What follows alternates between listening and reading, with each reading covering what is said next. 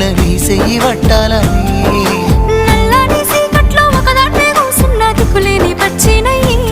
బావా నువ్వెప్పుడొస్తావని ఏళ్ళైపోతుండే పిల్ల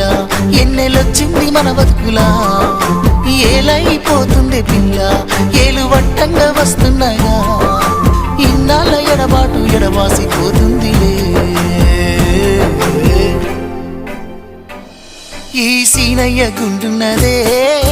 సినదారా నీ కోసము